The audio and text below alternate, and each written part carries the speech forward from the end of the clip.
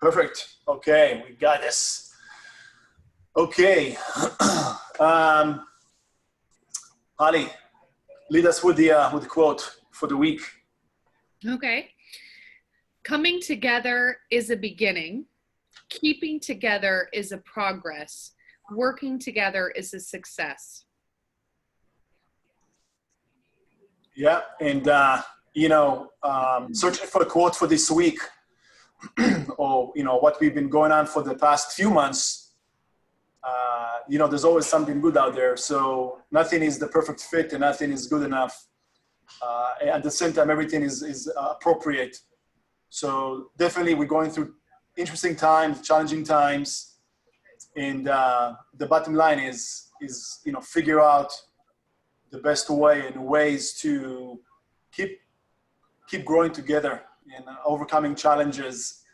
It was a virus, then it's a different virus, and now we reopening our economy is how to adjust to a new normal, whatever however you want to define a normal, right?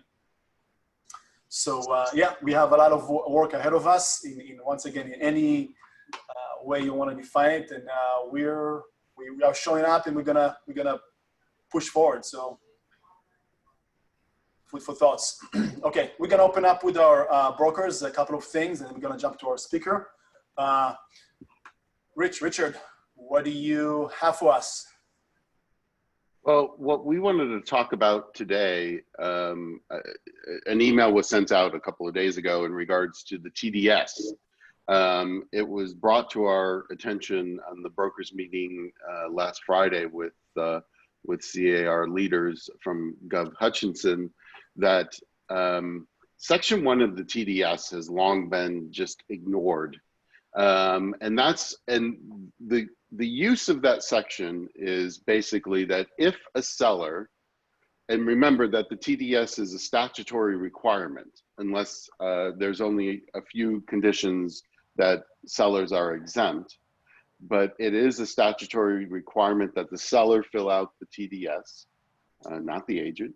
And if the seller didn't want to fill out the form, Section 1 gave them the ability to have an inspection report take place of them filling it out.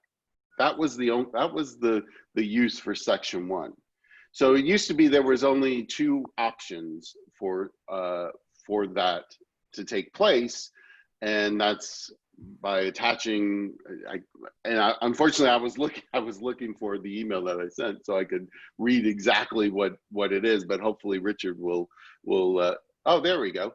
Inspection reports completed pursuant to the contract of sale or receipt of deposit, or additional inspection reports or disclosures. Those used to be the only two options up until December of 2019.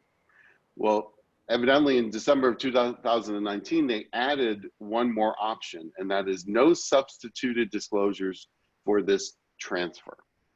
And 9 times out of 10, your sellers need to check that box. If they're not supplying any reports, then that box needs to be checked, because if it's not checked, the TDS is deemed to be incomplete. And if you have an incomplete TDS, since it's statutory, that gives the buyer the right of rescission, which means he can back out of that sale even after all contingencies are removed. So it's a pretty serious thing. So we want to stress, and Richard, jump in here, that your TCs need to be on top of this. That needs to be checked. Now, if you're representing a buyer and it's not checked, send it back because it's not complete. So, Richard, did you want to add anything to that? If we use Glide to send out disclosures to be completed, it's a required field, so they have to answer one of the three. I've not tested DocuSign yet, but I don't believe anything's required through DocuSign. No, it's not. No, because there you have several different choices. So yeah. So, but that's a good tip, because I am a big fan of Glide. For those of you who haven't used it, check it out. I mean, not only the TDS, it's also your Avid, the SBQ. All these disclosures can be filled out by the seller, and it's in an easier format than what these forms are if it was sent to them in DocuSign. It does like a survey, and then it takes the answers to the survey and it plugs it into these documents. So it's really a great tool. So check it out if you haven't used it. And listing agents, just be aware that if it's not filled out, the buyer could back out last minute. Just no questions. Yeah. They have a complete, No questions. Yeah. Yeah. Absolutely. They have every right to do so. It may be a tactic. So, Right. So we don't want to give them that option. So yeah. Did you have anything else on the TDS? I'm sending out that same graphic that Meny shared with my congratulations on listings emails and reminding everybody. Yeah, and I also want to take this time to clear something up regarding coming soon, because I've been getting this a lot. It's a new field for us at ChrisNet. You know, when you enter a coming soon, the listing date has to be the listing date that you're starting your coming soon. It's not 21 days ahead. I have a lot of agents saying, well, my listing date is 21 days in the future. It won't let me put this into the MLS as a coming soon. Well, that's because you have a future date. No, the listing date here at ChrisNet, they're giving you 21 days free, no days on market. You can show it, you can do anything except broadcast it to syndicated sites, third-party syndicated sites. But you can put it on your social media. You can do all of that. And this is ChrisNet. This is SRAR members. So the listing start date is the date this coming soon starts. It's not 21 days in the future. So. And CRMLS, you put in that date, then you put in the date it's going to go active on the MLS from coming soon to active. So you'll put in two different dates. And they don't allow any showings of coming soon in CRMLS until it's on the market active. Correct. And for ChrisNet users, that date that Richard is talking about, a lot of people, it's called the what is it? The active marketing date, or the right? Yeah, very similar. Yes.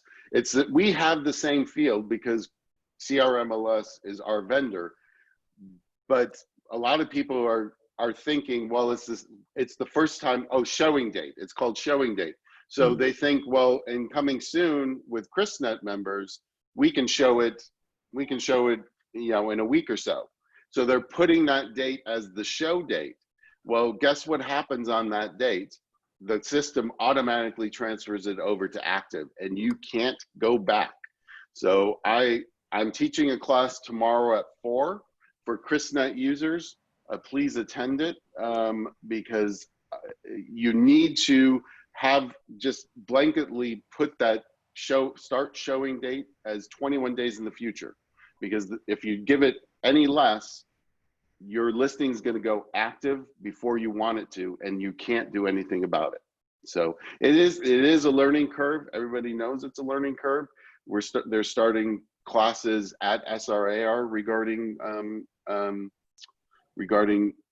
clear cooperation and all of that. So so if you can't go to my class, then attend one of those at SRAR. And for the MLS users, I'm doing a class next Thursday, I believe at 3 or 4. It is next Thursday at, oh, I'm totally off, 10 a.m. So we'll put the calendar afterwards. We'll yeah. information. And the only other thing I wanted to bring up is Meny had another slide for me, is for once again for SRAR members. They are looking for a photo. They're having a contest. Do you have that slide there? Actually, I don't. I apologize. Oh, Meny. I'll share it next week. But they're having a contest Right. for the best photo that depicts the San Fernando Valley. And evidently it is for a new website, which I believe Meny knows about because he's vice chair of the communications department. I happen to be the vice chair of that committee, and I do not have the slide. So apologies. Share next time. Okay. Thank Yes, it's $500 first prize winner. You give up your rights to the photo, but hey, you get $500. And there's prizes for second and third place also. So yeah, I'm thank sure. you. Thank you. Yeah. Okay, guys. Thank you so much for the information. And if you guys have any other questions, whoever's watching, feel free to email Richard directly. Good stuff. Thank you, guys. Okay, let's jump to our main speaker of today's meeting, Alexandra Alvarado. She's the director of marketing and education with AOA, the Apartment Association of America. And we actually had the pleasure to have Alexandra speak at our commercial meeting last week. Great content. And Alexandra, I'm going to let you introduce yourself, just share some background in a second. And also make sure to, people are going to ask, what, apartment association, most of us doing residential. So give us the scoop of like, why is this presentation relevant to mostly residential? Sure, absolutely. So I'm with the American Apartment Owners Association, and we're the largest association for landlords in the country. We have about 113,000 members, but a lot of our members are brokers and agents too, who manage property on behalf of landlords. So a lot of the services we offer are tools for property management, like tenant screening, so background checks, forms for landlords, really anything to do with rental property. And it's not just apartments, it's really any kind of rental property. So this is really going to apply to residential. I do have just a quick thing that I'm going to talk about concerning commercial, but commercial is different, especially during this pandemic. The emergency legislation that we're seeing, the ones that I'm going to cover are really going to be more geared towards residential. But I'm going to go over some of the new updates that have gone on in just the last week since we did the last presentation, and then talk about how things will change when you're looking to fill a vacancy on behalf of a client. What are some new things you should be doing? What are some things that you can do to protect their rental income? Because a lot of landlords are honestly scared, and a lot of these laws are very tenant friendly. So you have to be very careful now with the type of tenant that you find and place. So Meny, would you like me to share my screen? Lead away. Thank you. Okay. Great. I'll go ahead and share my screen with you guys so you guys can see my presentation. All right, looks good? Yeah, you're good to go. All right, fantastic. So just before we begin, I just want to let you know that this information is not legal advice. I'm not a lawyer, but I'm providing it just for you as best practice and really just for education. And if you have any questions, definitely talk to an attorney about it and follow your own policies. But if I say something that differs, only implement the change upon approval from your attorney or from your clients. Okay, here's a quick outline of what we're going to talk about. Basically just going to go over California update, screening strategies, leasing strategies. I'm not going to do clauses and addenda today. Sorry, I forgot to remove that. I think you guys being brokers already have a lot of information on that, so I'm not going to cover that for you guys. And then we'll go with some questions afterward. So just a quick update on California. So March 4th, I'm going to just do a timeline. March 4th, the California state has declared emergency. There's no expiration date, though, on this. March 16th, we have Governor Newsom, who issued Executive Order N28-20, and this is really important. Basically, it allowed every single municipality to enact their own eviction moratoriums, which makes this entire situation extremely confusing for some people because you have the federal level, you have state level, county, and then cities, and they can all make up their own rules. And so what you have to look at is the individual city's website and exactly what they're saying, then look at the county, and then look at the state. So there's so much to keep up with here. I'm going to go over just the entire state of California first, but basically Governor Newsom gave municipalities, free range to enact their own rules. And so that made it pretty complicated. On March 27th, Newsom allowed tenants 60 days to respond to unlawful detainer actions, which is obviously way longer than they normally would have had. And April 6th, the Judicial Council, which is yet another party that is separate from all of these municipalities, issued an emergency rule that stated that the summons for unlawful detainers were to be paused for 90 days past the state of California emergency. But no, there is no expiration date on the California state of emergency. At this point, we don't know when eviction trials will be heard. So it is still unclear. And even when we get a date, it's still going to be 90 days past that for them to be heard or for them to be summoned. It's a little different for pending cases that maybe started before the pandemic. Those will probably be seen first ahead of time, but it is going to be a while for that to go through.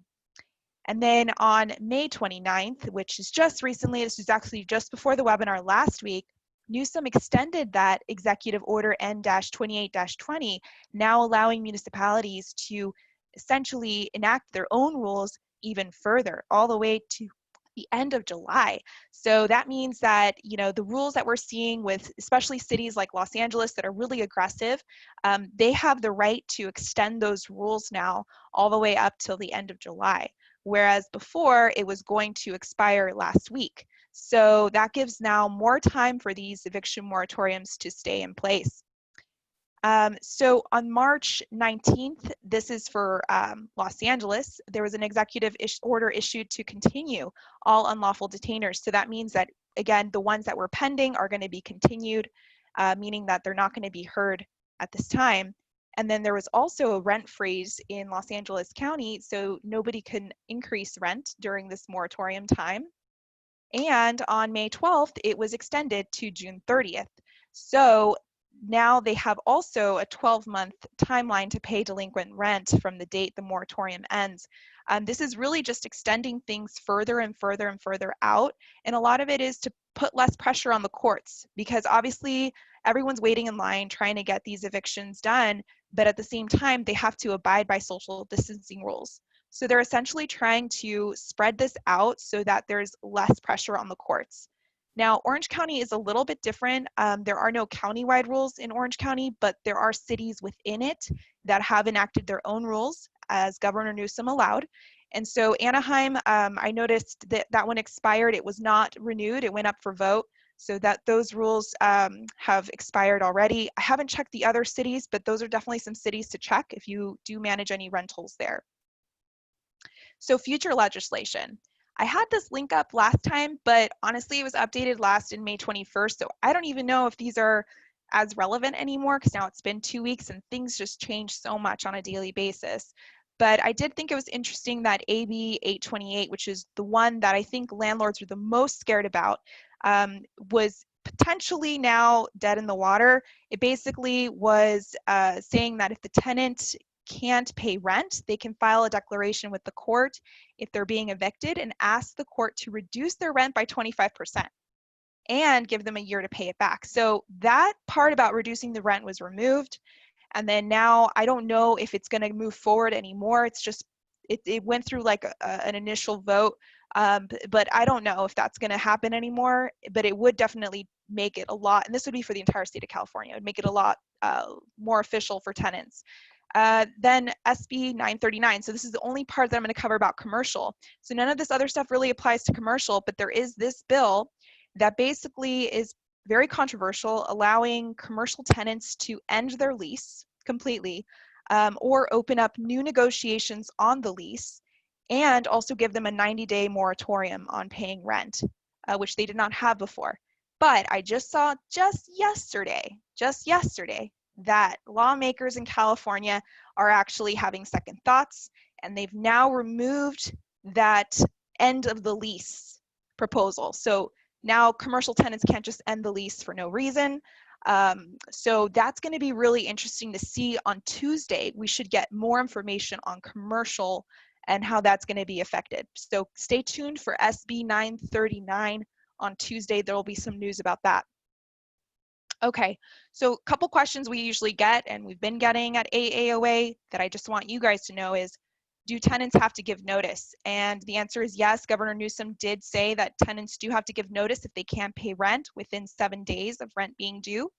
Landlords also have to give notice in some municipalities, and especially in Los Angeles, there's actually a specific form that landlords have to give to tenants. So make sure to look at again, the municipality is really key here. They're going to have their own forms, sometimes their own rules about how they do things. So definitely look there.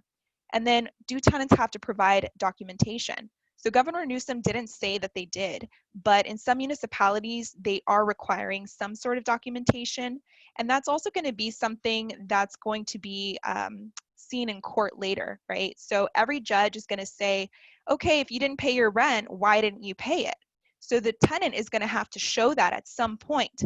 Now, whether or not the judge is going to accept that or what kind of documents they'll be willing to accept, we don't know.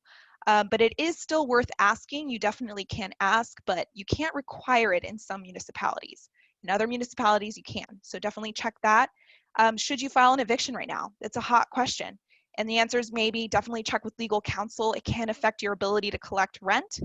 It doesn't necessarily put you at an advantage, although you may be a little bit further up in line when things do open up again. So definitely something to take a look at. It might not be worth even evicting. You may be able to negotiate like a rent deferral agreement, which I'm sure you guys have already or may have already seen. We have one at AAOA that's free if you want to take a look. But that's definitely the route to go because eviction is just going to take a really long time. And of course, eviction is just always costly. And then should you still lease? We have landlords just wanting to get out of the rental market altogether. And I say, yes, you can still lease, but you have to be careful about it now. So if you have a vacancy or you're filling a vacancy for a client, there are some things that you need to take a look at. And that leads me to screening strategies.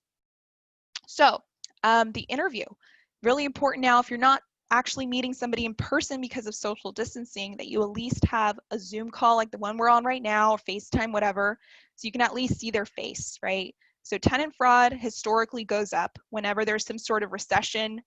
We saw it in 2008, 2009. I would not be surprised if we start seeing it again a lot. So you definitely want to make sure that it's the actual person that you're talking about, that you're talking to, matches the ID, matches everything, right? So some questions to ask during the interview. Why are you moving? So this is really important now. Everything that you really want to see is their story, and that story should match the data that you find about the tenant. So make sure that you are taking down that story and you're making note of it, and it may be a good story. They may have a good reason, and things did happen to people that were out of their control. So it is important to know what that story is and then verify it. Total monthly income, also really important now. Income might have changed.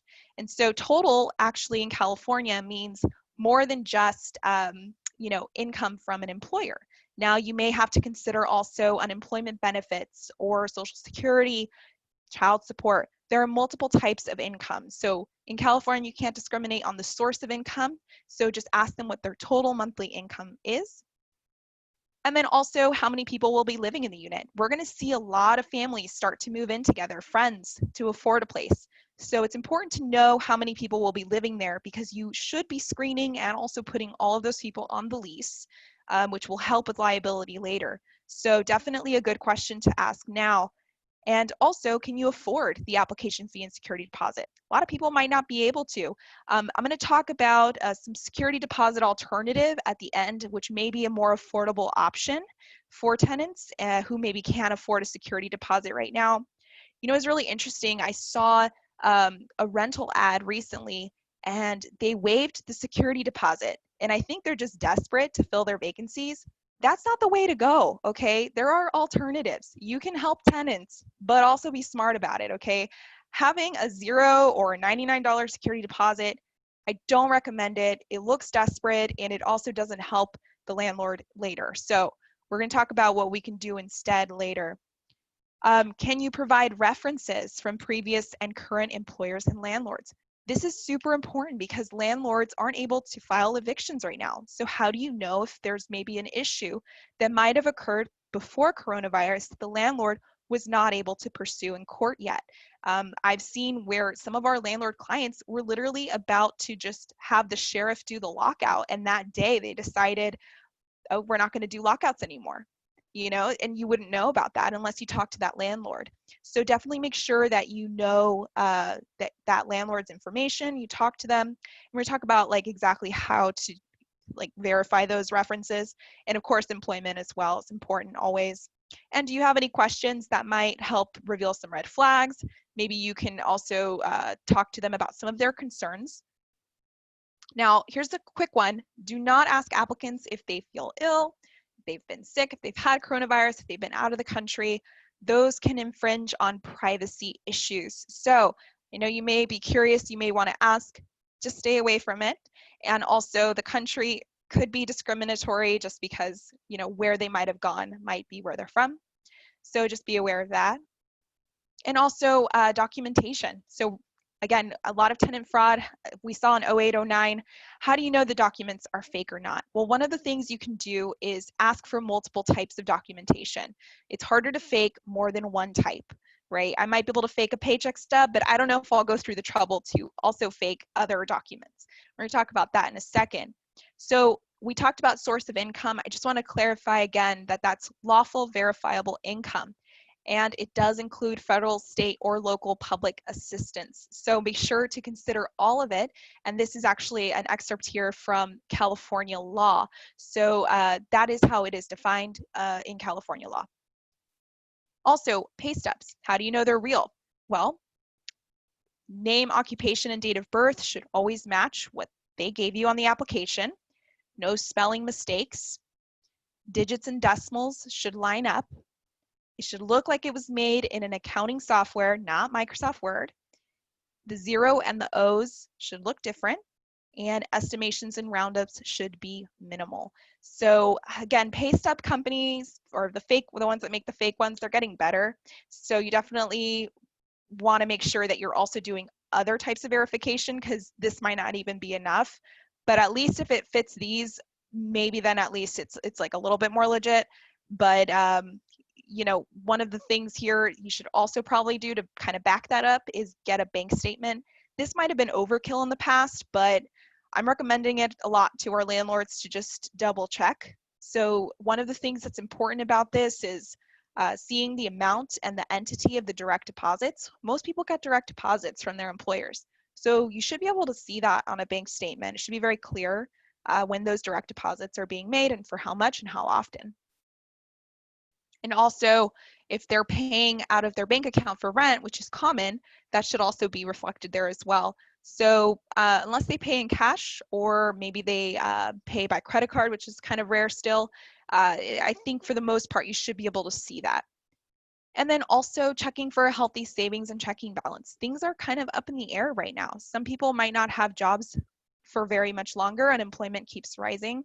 You want to make sure that they have a safety net. And they don't necessarily have to have a ton of money there, but having it really can help you qualify them better, which is actually, should be of comfort for the landlord. And of course, asking for some sort of ID. Now, no, in California, you can't require somebody to give you their social, but you can ask for some sort of government issued ID. And so make sure that you you ask them for something, because that will really, match up the face that you saw and all the other information. And referrals. So we talked about this a little bit. So for employment, you definitely want to verify the employer on LinkedIn. Look up the company and the Secretary of State. Make sure it's a real company. Locate the employer website and the main number or email. So a lot of people may be tempted to give you, their supervisor's cell phone because, it's a quarantine and they're working from home. But I really think most companies are still, looking at their corporate email and answering their main headquarters phone number. So you should be able to still call there and ask for HR. And I just ask for an employment verification. And most companies will go ahead and do it for you. They may ask you for a copy of the application, or they may refer you to a third party that they use, and you have to pay a fee to get that information. But at least you know it's legitimate and that it's coming directly from the source. For landlord references, searching public homeowner records, or even just finding out who the owner was. If it's a private landlord, that'll be something that can maybe match up to the referral that the tenant gave you. And then also the landlord test. So calling the landlord and saying, I'm interested in learning more about your rental. If they're not a landlord, they're going to look at you like they're super confused and they have no idea what you're talking about. If they are a landlord, they'll ask you, which rental, or they'll say, I don't have a rental available right now. So definitely something good to ask so that you make sure that even if they give you a cell phone for a landlord, that it is not their friend. Okay, so criminal. So definitely want to do a background check always, right? So criminal is a little bit much the same. It hasn't changed because of COVID, but I do want to cover it anyway because it is so important. Really, double checking all of the data that you're entering is going to make sure that you have the most accurate search possible. And then also making sure that you follow HUD guidelines always. And that means looking at the type of crime, the date of the crime, any efforts the person made to rehabilitate. So maybe they got a job, they started a family. And if you're unsure the record is incomplete, give us a call. We do criminal background checks, on behalf of our landlords, clients. If you do use our services, you can always call us to verify that it is in fact a record that belongs to the applicant. But I think what's most important here to note is that HUD guidelines don't allow you, or they don't recommend you to have a blanket policy where you're saying no felonies all across the board, or no misdemeanors, or no whatever. You do need to look at every single case separately, and it's very, very important that you do it right, because you may be liable for making a bad decision based on, maybe somebody who you should have accepted. And so HUD guidelines are really important to look at. If you haven't looked at them yet on criminal, definitely take a look. And eviction. So again, we don't know who's getting evicted or who was in the process of being evicted. And in 2017, all three credit bureaus got together. They formed the National Consumer Assistance Plan. And one of their main things there was that they decided to stop reporting evictions on the credit reports. So if you're getting a credit report by itself and not an eviction report as well, you are not getting evictions at all. And that is a scary thing. I think a lot of people don't realize it. Now, if somebody takes a tenant to collections, so they use a collection agency to collect on a judgment from an eviction, that will be on a credit report.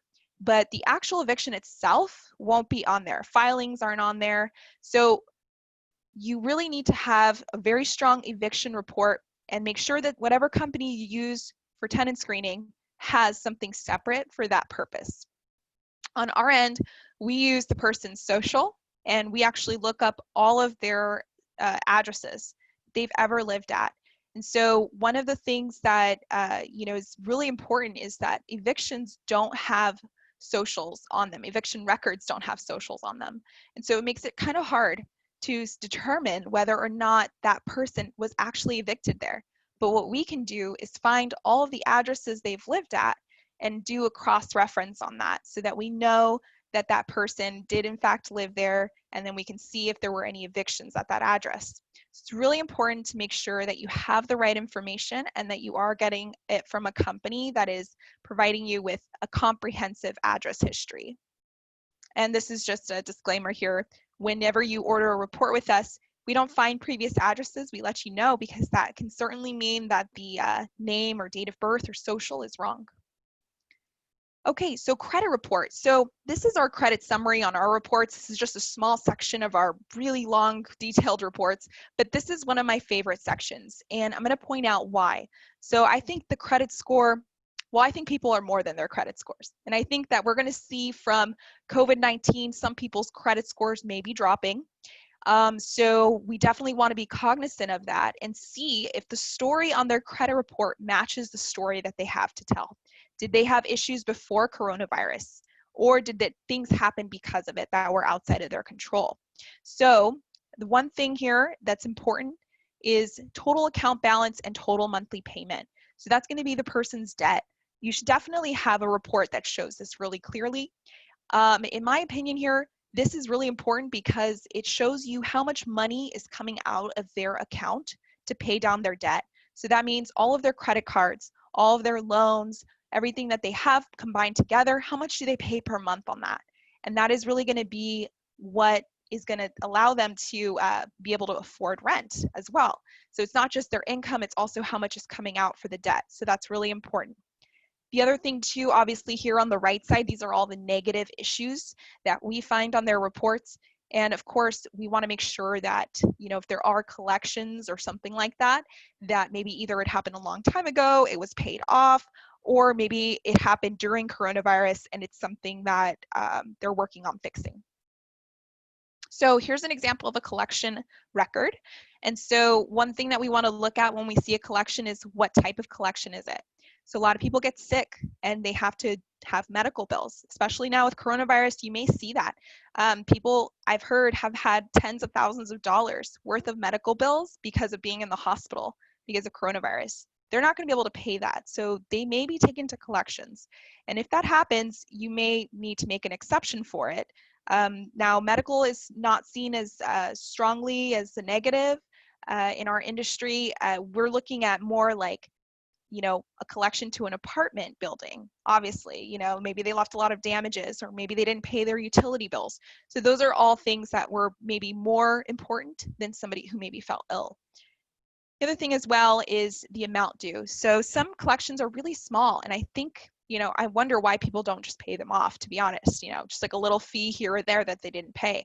But once it starts getting above the $500 mark, I think it starts to become something where like you probably want to make sure that you bring it up with them. The other thing as well is when did it happen? So if it was a really long time ago, honestly, it's probably not going to affect their credit score very much. And the collection agency probably isn't going to be able to collect at this point if they haven't been able to already. So it's not really much more of a liability. And then also if they actually paid it. So if it's blank here, you know, they didn't pay it. But if they did, obviously that's a good sign. That helps their credit score and shows you that, you know, they caught up. Just a couple things to note here about the CARES Act. So the CARES Act did address credit reporting just a little bit. They basically said that if there was an agreement that was made between January or 120 days after the national emergency ends, then creditors can report any account. Creditors don't have to report basically any payment accommodations on the credit report. So what that means is if I couldn't pay my car loan, and let's say I got my car loan in February and I couldn't pay it anymore because I lost my job, I could talk to my company, you know, Honda, whatever it is, and tell them, hey, I can't make my payment, and they won't report that on the credit report. And that makes things a little hard for you because it's harder to know for sure if they have any debts that are going to become due later, or if they have any accounts that are going to become due later. I know for student loans, all student loan companies were, well, federal student loans were all put on hold for 6 months automatically without the students even opting in for it. So that's something that's not going to be on the credit report. And, you know, I have student loans. Mine were put on deferral without me saying anything. So that won't be shown on my credit report. Just something to know that there is going to be a little bit of a gap in information there for those types of agreements. Okay, so now leasing strategies. So let's say you do your background check, you do all of that, and now you're ready to go ahead and you know, lease it. So what are some important things? Well, starting back with the vacancy, of course, making sure that you have the most updated pictures and videos. I'm sure you guys are much better at this than landlords are. You want to make sure that everything looks really great because people aren't going to probably be able to see it in person. You may have remote showings, but as far as open houses, I haven't seen any. I think it'll still be a while until we have that. So making sure you have that, man, just as nice as possible is really going to help to fill those vacancies. And then also setting the rates at market value. So I don't know if it's the same really as it is in Los Angeles everywhere else. I haven't seen as much of a fluctuation in Los Angeles per se, but there are some areas that are fluctuating a little bit in terms of like their price for rentals. So you want to make sure that wherever you set the rental that it's realistic considering the pandemic and where we're at. So one tool that we use is Rentometer. You guys have probably heard of it. This is our link to it, and we have a promo code as well that we give out to our landlords that I'm sharing with you here. But it's definitely a tool that can help to make sure you're setting it correctly.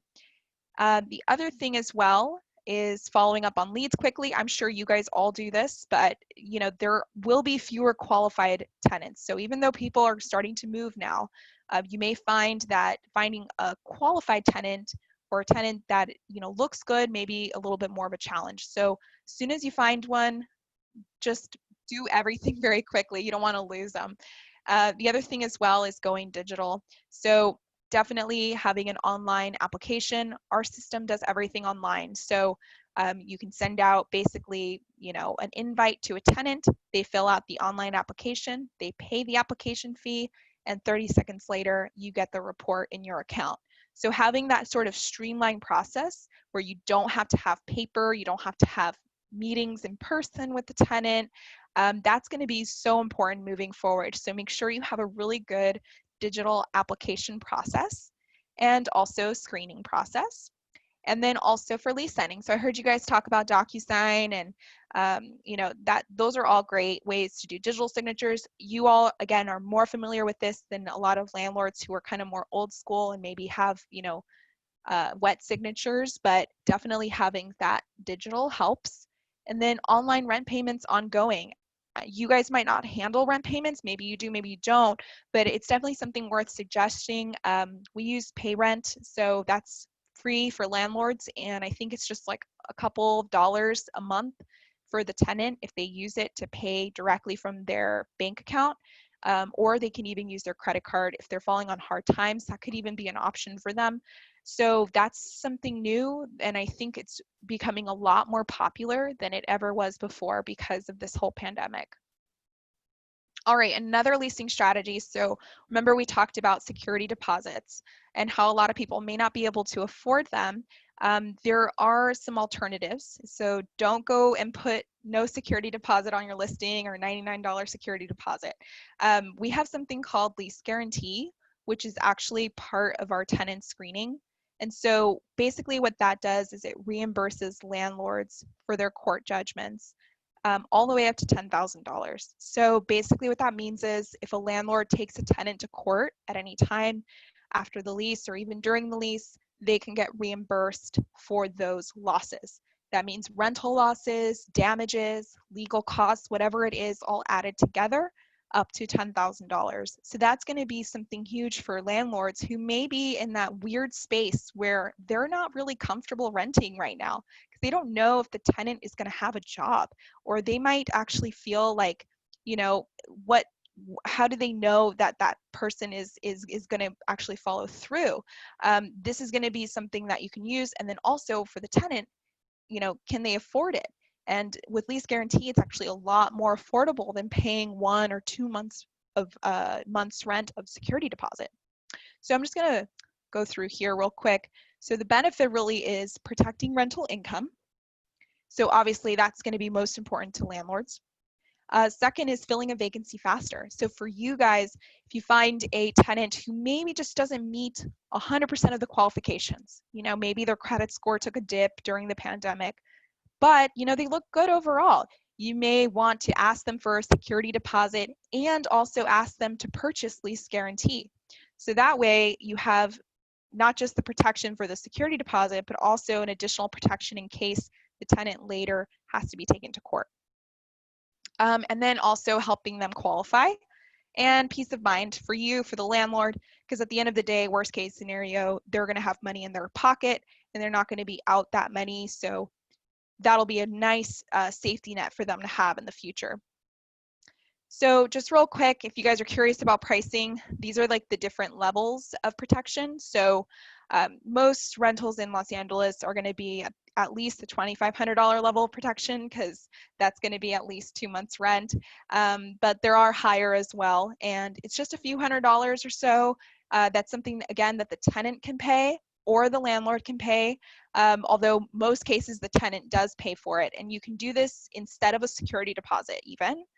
So then it's less money for them up front, and then you're also not giving up that protection that comes with a security deposit. So just real quick with tenant pay, again, you could do it in addition to a security deposit if they're high risk. If they need a co-signer but they don't have one, you could just have them get lease guarantee. You can reduce or eliminate the security deposit and just have them get lease guarantee instead so that they have that cash on hand. Or the landlord can pay for it and they can charge the tenant themselves, half now, half later maybe, or maybe use it as just an investment tool that mitigates their risk. So this is something that's included with AAOA's tenant screening. So when the tenant is screened, it'll say whether or not they qualify for lease guarantee. And then at that point, it's something to talk about with maybe the landlord or the tenant. And, that can help close that lease a little bit faster and with more protection in place. So with that being said, that's really the end of my presentation. So, if you guys have any questions, I'd love to answer them. Meny, how are you doing on time? Yeah, great. Yeah, we have a couple of minutes for questions, and I have a few, so I'm going to ask you those questions. If you have the answers, great. And people asking, so yes, I'm going to get from Alexandra a copy of this presentation. Then I'm going to email that to you guys because there's amazing information there. Thank you so much again. Quick questions. A few questions for you is number one. Do tenants have to allow a buyer access to the property during an active escrow to do inspections? So if you're talking about for rentals, to do an inspection for the rental, or Yeah. is it when a property is being sold? Yeah, so let's say property right now is in escrow and it's tenant occupied. Mm-hmm. Okay, and then you give a notice to the 48 hours notice to the tenant. Hey, I want to show the property. So what do you do then? Yeah, so it's actually kind of different now. Before, that would have been something you might have been able to enforce more, but now, because people can claim certain sort of health and safety issues, they can have a little bit more of a right to do that and refuse it. So it is a bit of a challenge, unfortunately. If you have a difficult tenant, I don't really have a good answer to that other than, you're just going to have to deal with it because of the coronavirus issue. Unless it's an emergency maintenance situation, they really do have a right to say that, it is a health and safety issue. They don't want people in the unit. Right, makes sense. Yeah, and once again, as Alexandra mentioned at the beginning, she's not an attorney and they're not here to give legal advice. So another question was about emotional support animals and service animals. Anything you can share about that? Any recent news about that? Yeah, absolutely. We actually just had a webinar. So AAOA does a lot of webinars and I post them, but I have special guests come on too. And we had a fair housing attorney come on. And I think what's most important with that is really to know that one of the issues, at least relating it back to coronavirus, is a lot of people are using this as an excuse to get a pet. I think a lot of people like the idea of having a pet now that they've been at home. And so landlords are finding themselves, at least I've heard, a little bit, taken aback because they're finding out that there are pets on the property.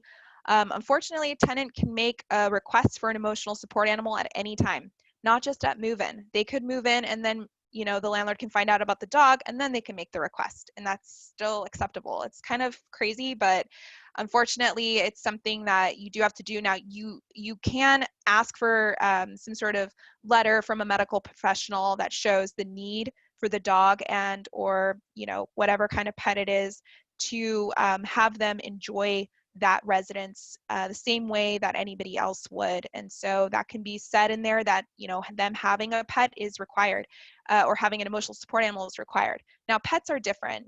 With pets, they don't have the same rights, right? You can charge for that.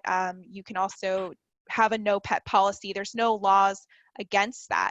But as soon as somebody comes in with an emotional support animal or service animal request, unfortunately, the only thing you can really do is ask for a medical professional's letter that recommends it and maybe have them fill out a form. We actually have an addendum that we recommend where the tenant, regardless of whether it's emotional support animal or a pet, they are required to still clean up after their animals, still keep them on leash, still have them, away from other people so that they're not, you know, biting people on the premise.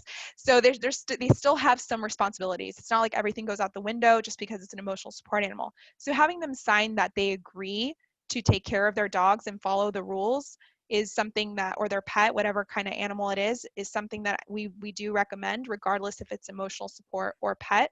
So that's something that maybe you can add into your rental process. Meny, Yes. I do want to make a clarification in regards to service animals and emotional support animals. For a service animal, if you remember, it could only be a dog or a miniature pony. Right. And What? for a service, a dog or a miniature horse, miniature pony. Just Okay. sure I heard it. Yes, and for a service animal, you can only ask 2 questions. And the first is, do you have a disability? And they can answer yes or no. And what is the animal trained to do? Mm-hmm. Those are the only 2 questions when you're dealing with a service animal. Now, if you're dealing with an emotionally support animal, Alexandra is correct. You can require something from a medical professional, somebody who has intimate knowledge with this person, that says what the animal is and that they require an emotional support animal. It can't be something that they just pulled out offline. And once again, an emotional support animal can be any animal. So I just want to make those clarifications because it is confusing a lot of times. Yeah. It is so confusing. And what makes it even more confusing is that there's all these, in my opinion, they're scam artists that create these certificates and these vests, and there is no official certification for a service animal or an emotional support animal. It just doesn't exist. There's no federally recognized type of certification. And unfortunately, tenants get duped into buying these services, and then landlords get duped into accepting them. And so, but they don't mean anything. So just because somebody gives you a certificate, again, that doesn't mean anything. So you still can ask those questions. You still can ask for the you know, medical doctor or whoever has that relationship with them if it's an emotional support animal. So yeah, good point, Rich. Yeah, thank you guys. I wonder if a miniature, if a pony can fit my Tesla, but well, Alexandra, that was great information. I'm looking forward to get the presentation so we can share with our people. And thanks again. Feel free to share with me like links to your webinar, Yeah, whatever, absolutely. to participate. Yeah, and if any of you guys want to join for free, our association has free membership, so you might as well.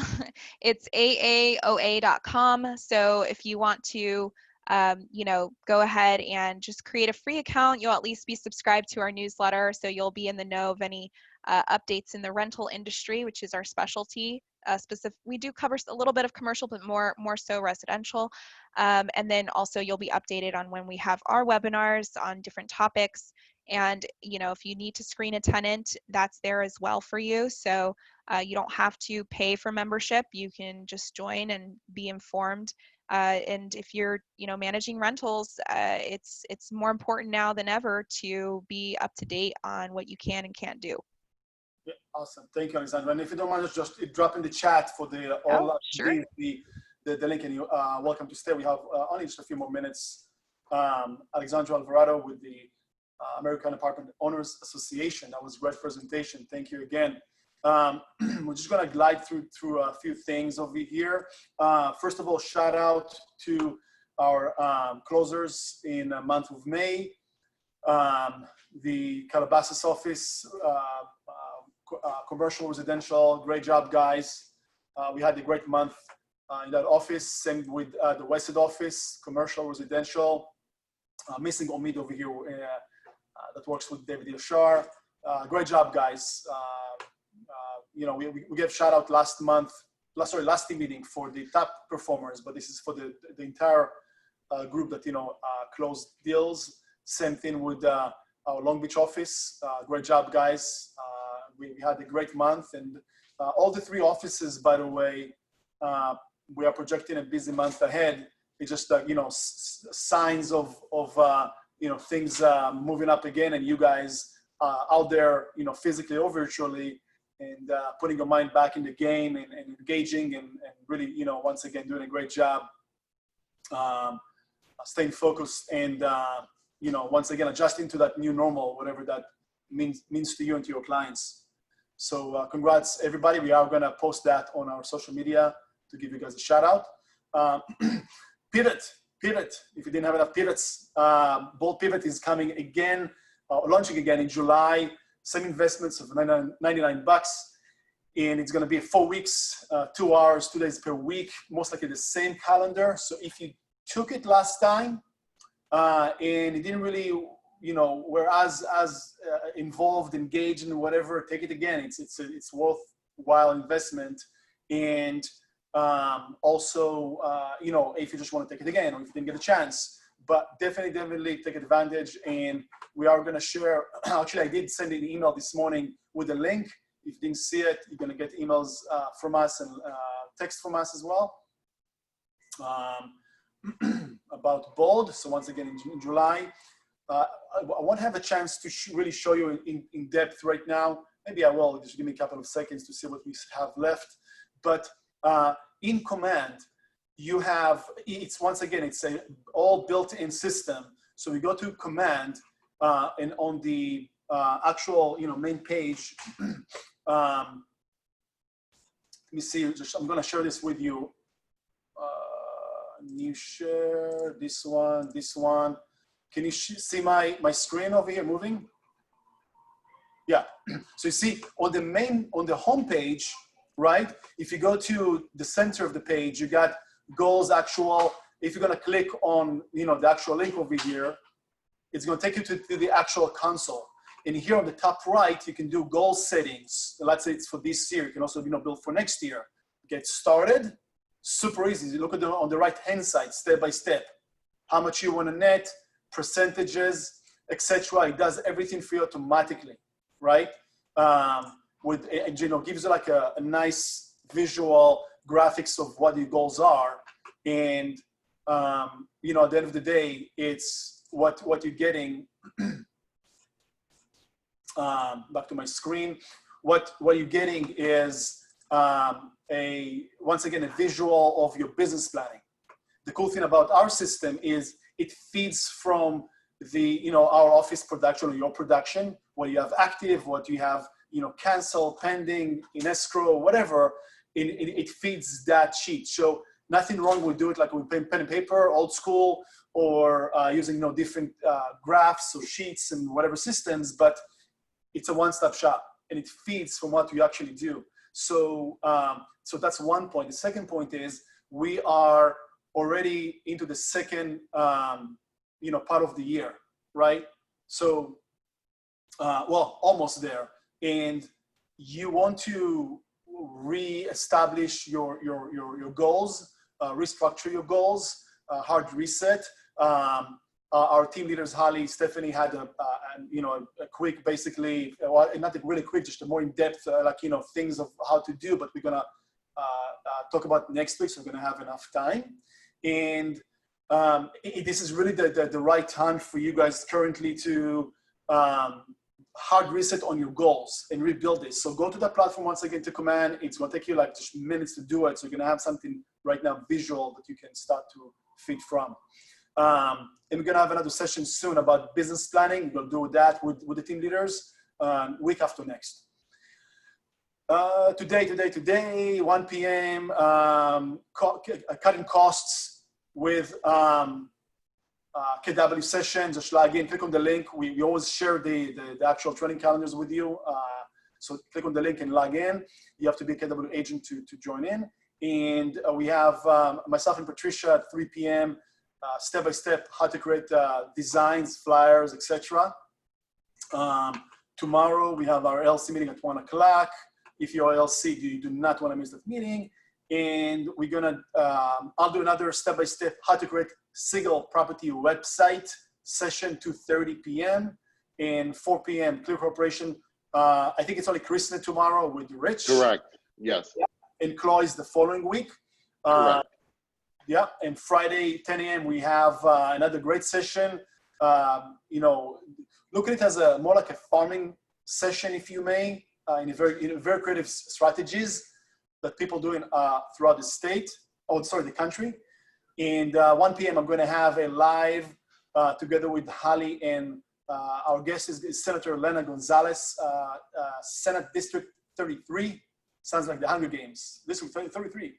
But that's just down here in Long Beach, going up north. So she's gonna share some good insights. So definitely relevant things for you, regardless to where you live. 5 p.m. we have super cool. That's that with Lena, Senator Lena Gonzalez, Friday at 1 o'clock. And Friday 5 p.m. We are teaming up to do a virtual escape room. Yes, it is a real virtual escape room, if you can say it in the same sentence. And it's gonna be a group of 4 people, and you're gonna have 10 minutes to escape a room. Both me and Jen are gonna be the people who are gonna, just facilitate, and you're gonna tell us go right, go left, move this, move that, and whatever. And we test it out. It's so super fun virtually, and you can escape a room like as fast as 3 minutes, right? Or as slow as 30 minutes or more. So up to you guys, but team up. We did send a invitation. We're gonna send another one via Eventbrite, so you can sign up and participate and just have fun. It's gonna be a super fun session. So with that, it's really all we had for you guys. So I hope that you enjoyed the session, and thanks everybody again for sharing, and Alexandra with the AOA. We are gonna share her presentation, and stay safe, guys, stay focused, go back in action. The offices are open, but you have to follow the guidelines, which is very simple. Put the mask on, be respectful for the staff and others, and we're here to support. So thanks, guys. Thinking about you all. Stay safe. Be well. Thank you. Thank you, leadership teams. I appreciate it. Thanks, everybody.